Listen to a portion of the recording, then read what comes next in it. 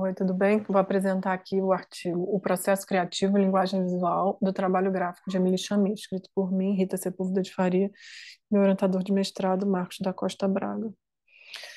Na introdução, a gente fala como o artigo é baseado na minha dissertação de mestrado, que vem de um interesse meu por questões de gênero e história do design, através de um mergulho na trajetória profissional de Emily Chamie. O objetivo desse artigo foi buscar entender o processo criativo e analisar a linguagem visual dos trabalhos gráficos de Emily Chamie. Ela faz parte de uma geração de designers considerada pioneira na década de 50, que inaugurou a atividade profissional com alguma formação de design no Brasil.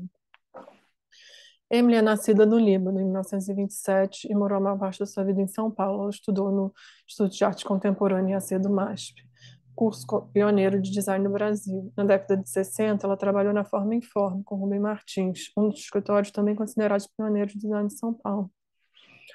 Sua atuação profissional foi bastante diversificada entre os anos a década de 50 até o ano 2000, quando ela faleceu. Ela se considerava uma artista gráfica.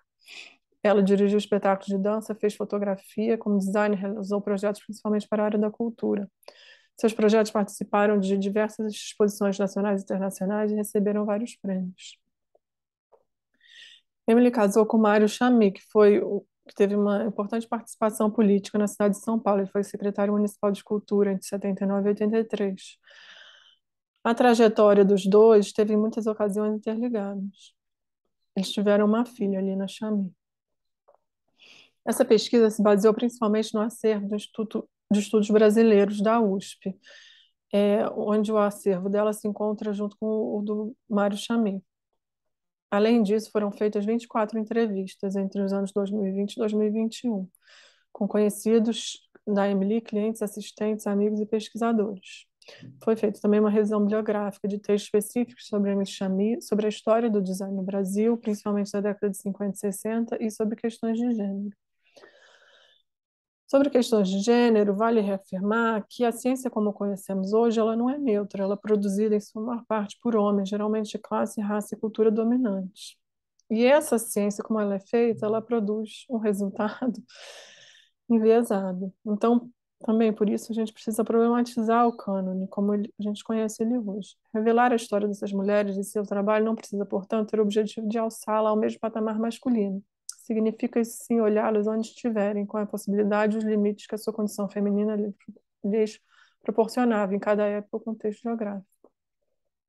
A ausência das mulheres na historiografia não se justifica por uma ausência de atuação na área. E elas não são acidentais. Entre 1951 e 53, Emily estudou no IAC do MASP, que teve uma grande importância na trajetória profissional e no resultado gráfico do seu trabalho. Ela foi aluna de Pedro Maria Bardi e de Nena Bobardi. Aqui a gente vê uma foto de alguns dos alunos do IAC. O cartaz para essa geração tinha uma grande importância. Eles achavam que tinha uma função social, né? Era uma arte feita para milhares de pessoas. E aqui alguns dos cartazes que a Emily fez. A fotografia também foi uma área de atuação no início da sua carreira que foi bem significativa. Ela teve fotografias publicadas em jornais, fotografias que participaram de exposições. No seu livro tem um capítulo inteiro dedicado a essas fotografias que ela produziu na década de 50 e de 60. Entre 62 e 72, ela fez uma série de capas para o projeto de Instalação Praxis, coordenado por Mário Chamie. As capas se confundem com poesias visuais e com o próprio conteúdo dos livros. São soluções tipográficas que trabalham sempre com uma economia de cores, preto, branco e vermelho, muitas vezes com títulos nas diagonais. Apesar de serem apenas capas, certamente são um complexo sistema de design. Ela e outros designers dessa geração não gostavam de ser reconhecidos como capistas. E ao longo dos anos, ela fez uma série de livros onde ela pensava o livro como um objeto completo. Em 75, ela fez a Memória Paulistana. Em 78, Mito, Poemas e Anomã, com a Cláudia Nujara e o Mário Chamie. Escreveu os textos, que foi um livro premiado, ganhou o prêmio de melhor artista gráfica do ano.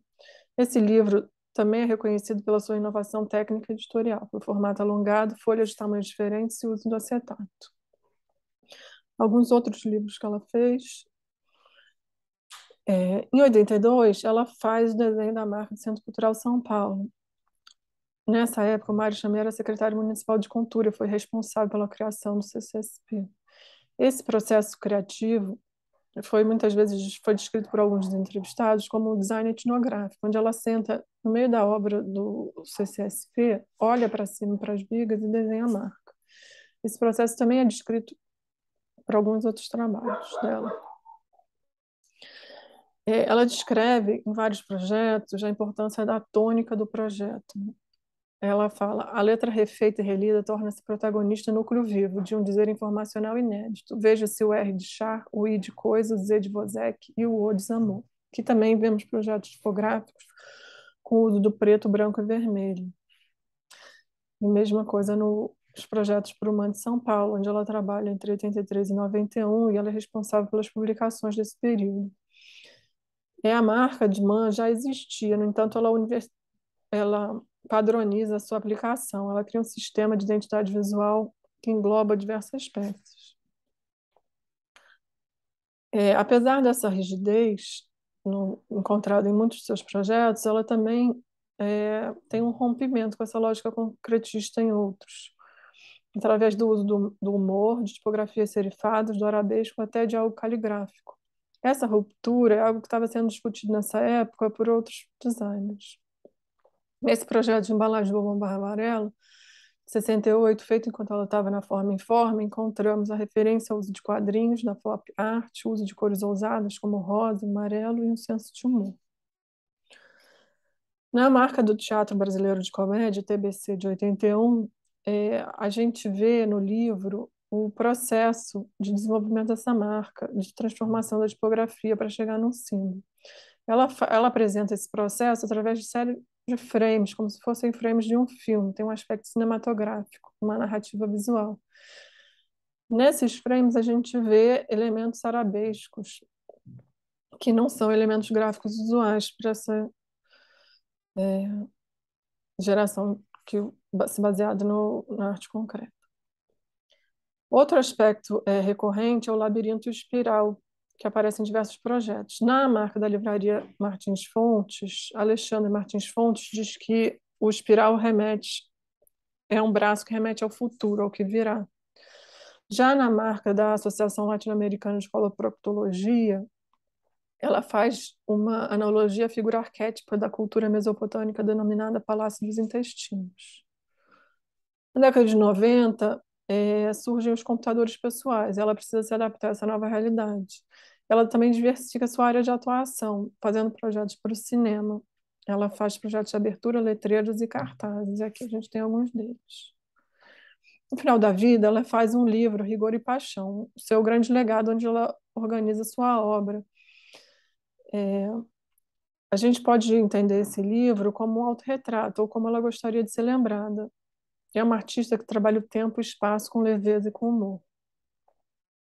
Emily foi uma artista multidisciplinar.